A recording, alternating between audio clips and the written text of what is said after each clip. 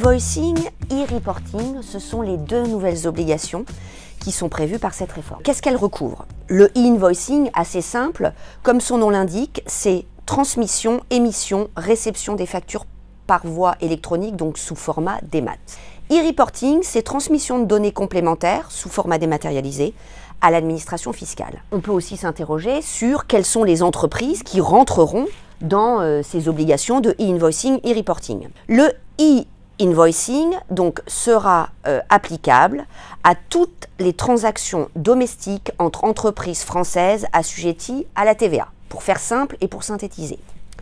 Quant au e-reporting, il concernera deux types de sociétés, donc à savoir en premier lieu les sociétés françaises assujetties pour leurs opérations avec des particuliers ou des sociétés étrangères, premier cas. Second cas, les sociétés étrangères qui ont un numéro de TVA et qui collectent de la TVA française hors guichet unique, donc hors OSS et hors IOSS. Maintenant, il convient de s'interroger, comment anticiper au mieux cette réforme qui arrive très vite, puisque cette réforme entrera en vigueur entre le 1er juillet 2024 et 2026. Mais y a-t-il des obligations à connaître avant cette date? En matière de invoicing, j'ai entendu parler d'une terminologie du cycle de vie.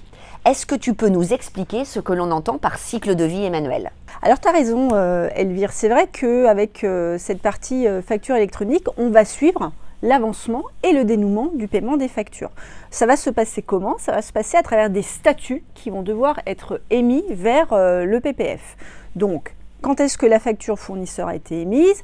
Quand est-ce qu'elle a été réceptionnée par la plateforme? Est-ce que ça a été validé? Quand elle arrive chez le client, quelle est la suite qu'en donne le client? Il la valide partiellement, il la rejette. Quand elle est validée, quand est-ce qu'elle est payée? Et pour le fournisseur, quand est-ce qu'elle va être encaissée? Puisque c'est le moment déclencheur du calcul de la TVA déductible.